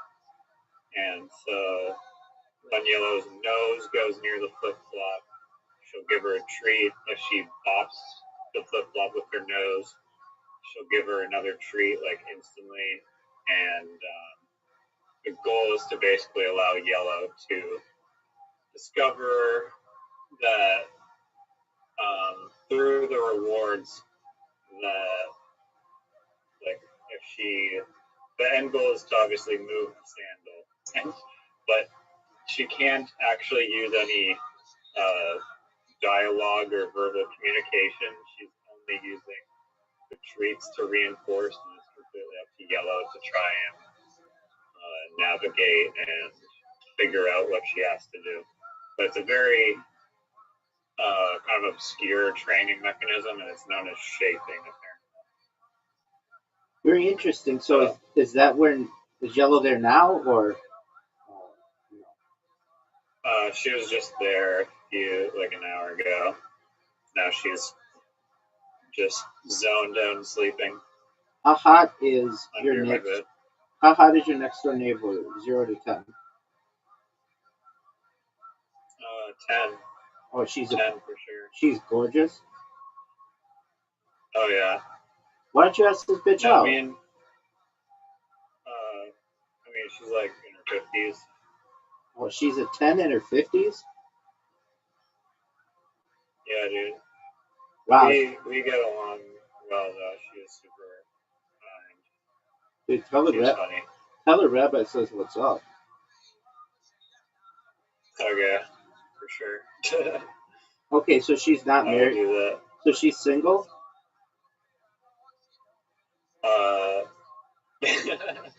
I'd rather not get into these personal Did she? details. I mean, did she? But, Did she live with someone?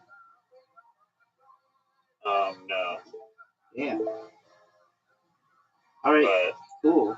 you know, it's kind of friends and family a little bit. Yeah. I don't know. Maybe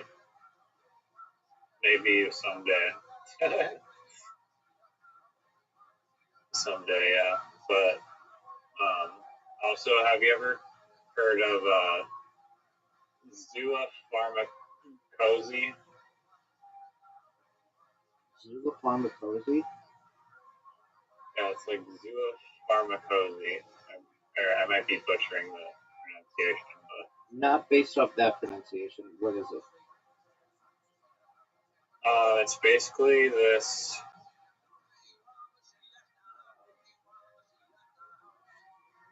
It's a fascinating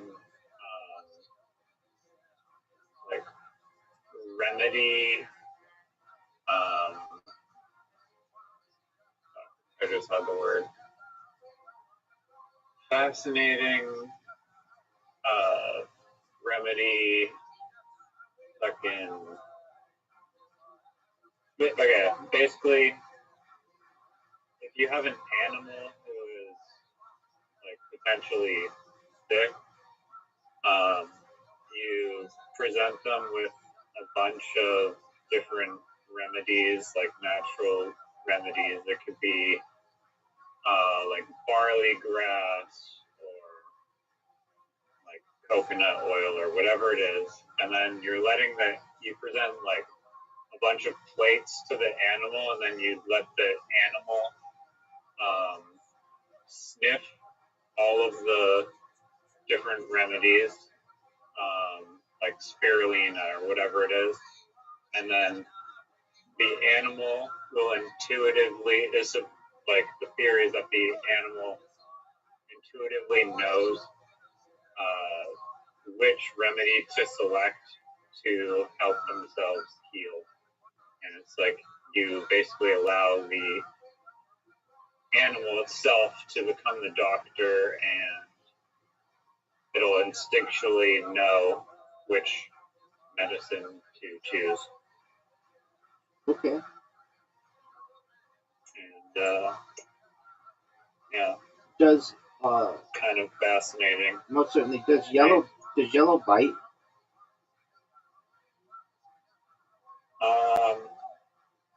Kind of, yeah. Unfortunately, if strangers are annoying her, usually like I tie her up at pickleball, and I have problems at pickleball because she will just nip strangers who are coming up to pet her, and it's not good. She doesn't like take chunks out of them, but she'll definitely try to nip them. And yeah, she's unfortunately a little. Most of the time, if she's not tied up, she loves humans, and she will never. I've never seen her really do that. But yeah, she's tied up. Some of the time, like on occasion, she'll bite, but the trainer next door says that she can work on that, and she also doesn't like being moved at all usually, so she apparently can work on that as well. So we'll see. Excellent. All right. Do you know what a theremin is? Pheromone Theremin. with a T? Yeah, like THEREMIN. Not off the top of my head, it might be, please, perhaps.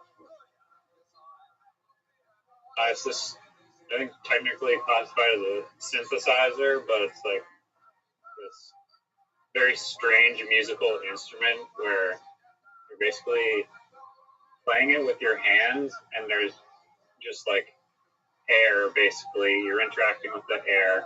It's like ghost strings almost that you're playing with your hands.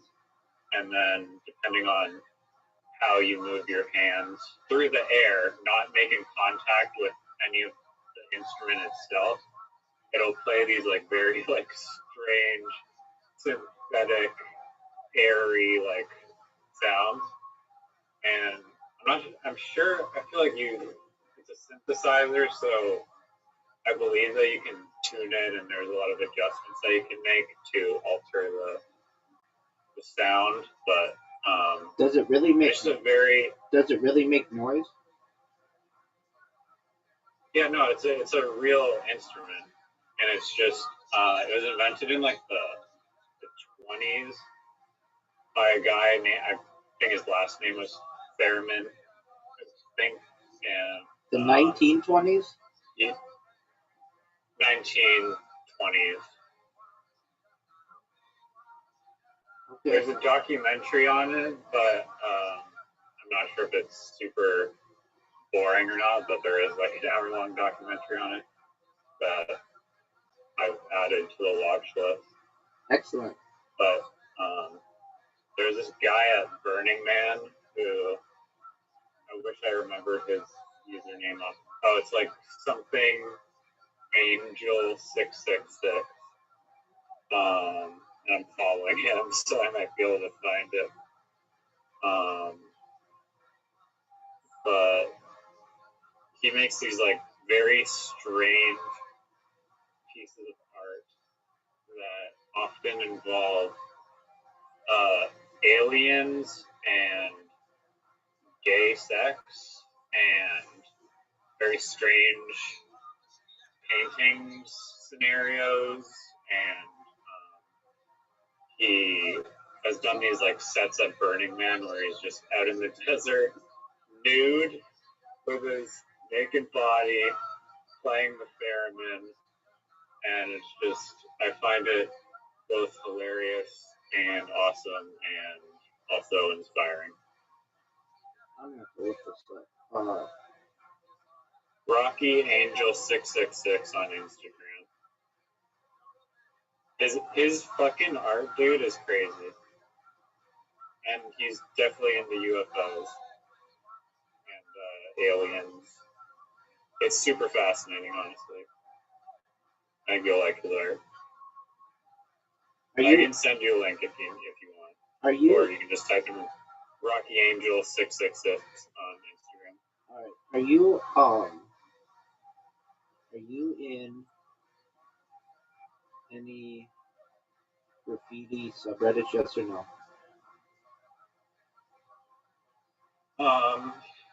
No, I don't believe. I'm pretty sure I'm not. Okay. I follow many graffiti artists on Instagram. I understand, but why wouldn't you be in the subreddits?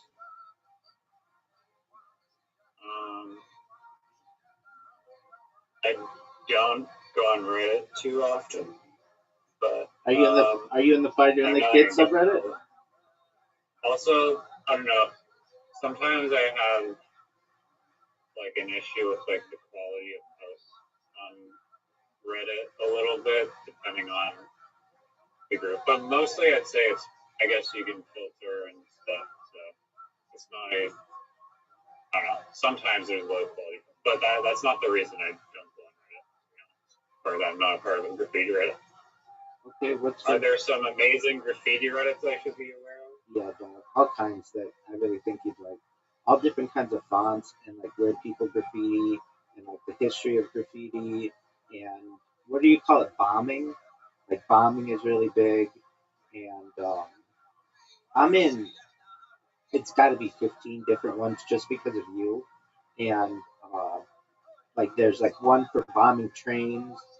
And I don't want to use that word because that'll throw up the sensors or whatever, but there's like painting, yeah, of buildings, indoor painting, outdoor, of course, the different paints that are used, different like types of pens that people use for it, like famous graffiti artists. Like it's a huge subculture. I mean, you know this because you're the one who introduced me to it. I still don't very much like it, which is kind of interesting. That I don't know. I feel like you're ruining something that belongs to someone else, and I just can't get around that. That to me is not cool. But I mean, I guess if something's like abandoned, that's a different situation. But you don't know that. Do you know what a bando is? A bando? Yeah. No, what's a bando? It's like slang for abandoned building. Oh, okay. Um, so I mean that's like a little different, but I mean, there's also like legal laws too, but I understand, and I also I think if you go into like an alleyway or something, and it's just what makes it interesting is like it's compounded, and like each tag and like message is like was written by an actual human being with a soul, and like you the words that people pick sometimes, like their moniker, is super fascinating to me, and some people have really interesting, like you choose one word and you write that same word usually thousands and thousands of times. So some people select words that are not actual like words in the English dictionary. Other people they write like sleeps or like rest or like crops or um, you name it, gnome. There's a writer that just writes gnome in Toronto. Some of them are random. Some of them. One graffiti artist that I really like from Toronto area, I believe, or somewhere in Canada. I'm pretty sure, based on the amount of the volume of graffiti they've done. They just write "listen" is their name, and they have like this bird character that they write, and usually if you go through like the archives, they'll do like this pretty dope bird character, but then they'll have like a speech bubble, and there'll always be like some really dope little message written in the speech bubble, and I like that guy. what do I have to look up on Instagram?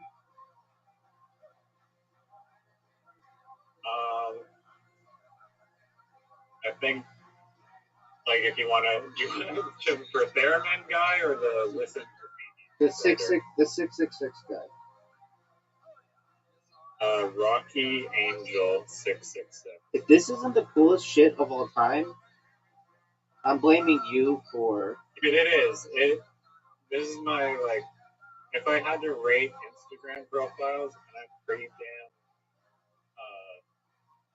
meticulous, or not meticulous, like picky, I'd give this dude 10. You mean Like just he's nude playing the theremin, and it's or theremin goes to Burning Man, and his art is like transcendental. I don't know what more you want. is he like Samoan What does that even mean? from Samoa?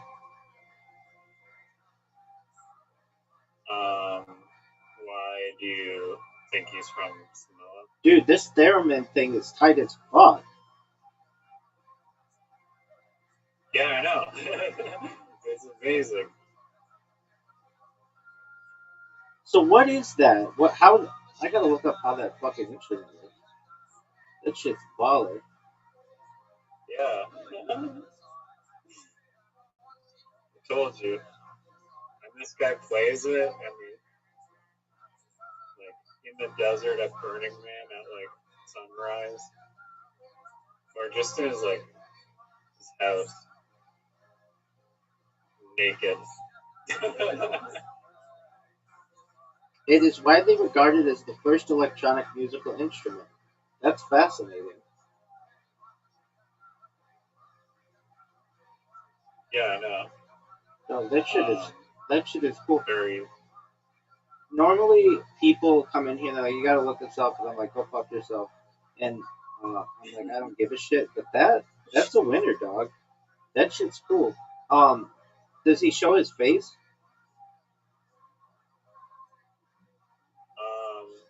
I mean, yeah, you can see his face in a lot of the posts. Usually he has face paint on. Yeah. I don't know if there's one without him having face paint, but you can get the general makeup of his face pretty well. Yo, dog, what was his name again? I just lost it. Rocky Angel 666. I'm gonna follow him. I don't follow people because everybody sucks. But I'll follow him.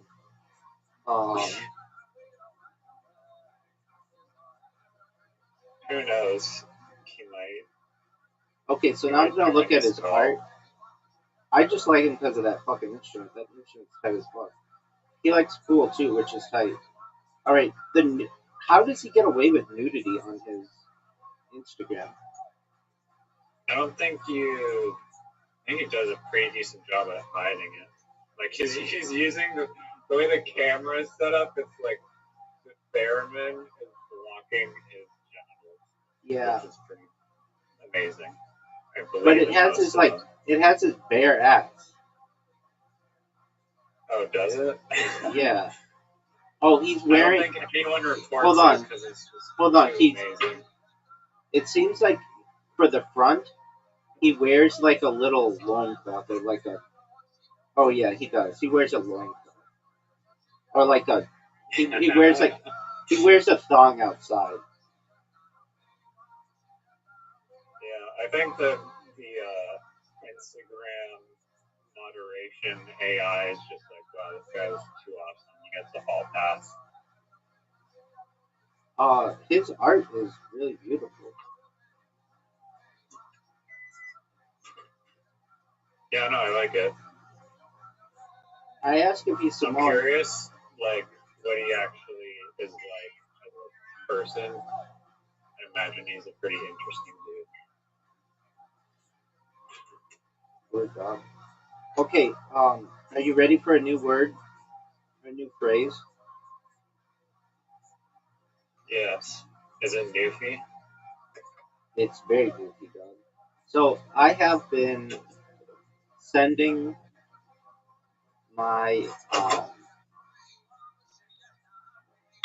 I've been sending articles to different journals to get published, and I've also been sending like shorter articles, more like short essay, not even short essays, but like at least 1,000 words to like Jewish journals, and they just take a long time to get back to, like 6 to 8 weeks or whatever. But like I write on some religious topics and that are legitimate. Like these articles should be published and they shouldn't just be on my Medium page or whatever. But I was writing one yesterday, and um, and there's this phrase that came out that is exactly what I do. I'd never heard it in scientific terms though. So you know how I say I stream at like 24 hours a day, 7 days a week, 365 days a year for, you know how I say that. Oh yeah, I'm aware of Yes. that. So it has a scientific phrase that I didn't know about for like 4 fucking years. It's called CHDI, Continuous Human Data Infrastructure. How tight is that? Continuous Human Data Infrastructure. That is dope. Word dog. What is that like acronym describe for like other than streamer? Or just any continuous human data point? Let's look it up.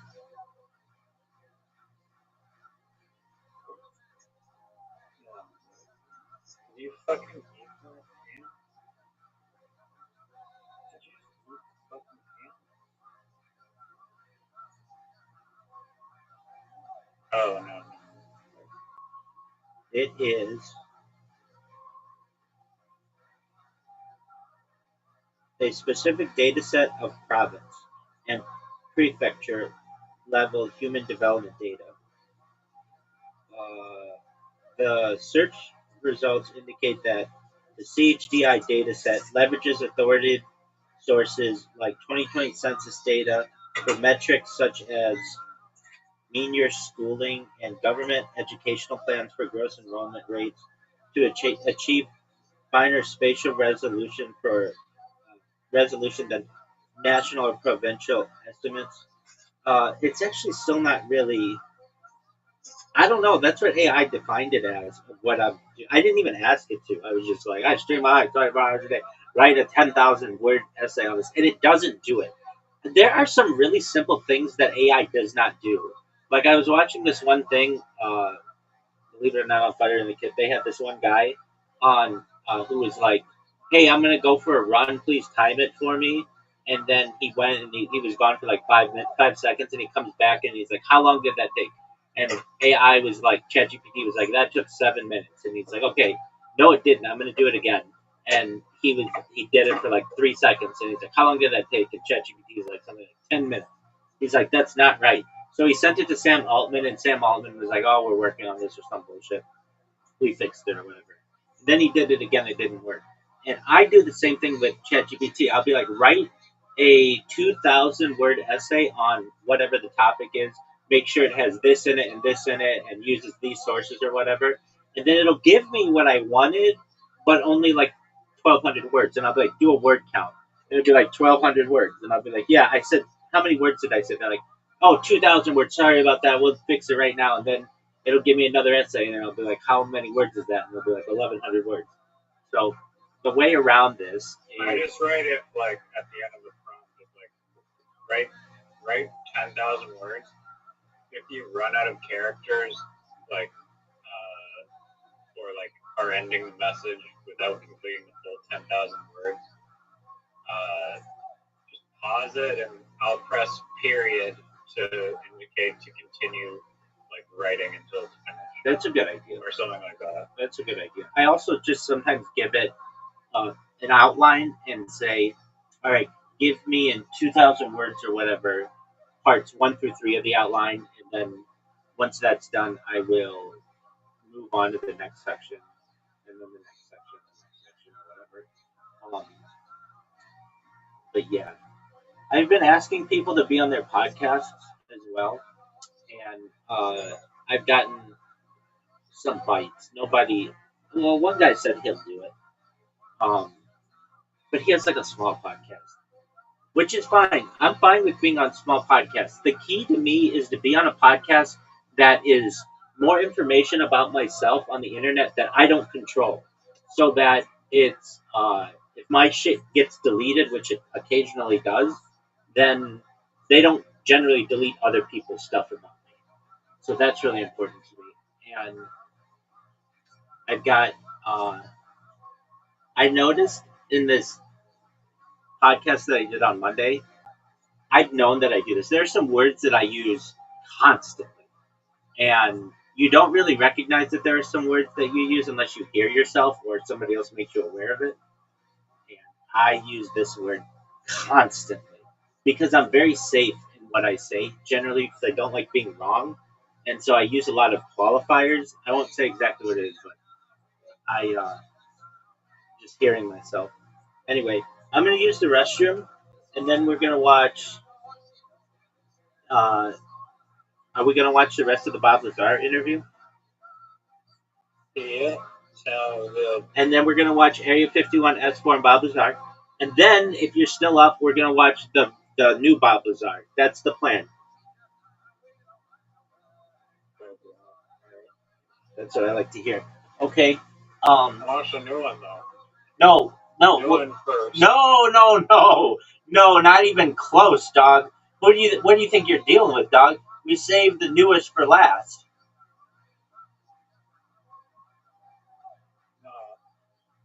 Yeah. That's how it works, son. We'll take your words. Okay. Just for a moment, I have to hit one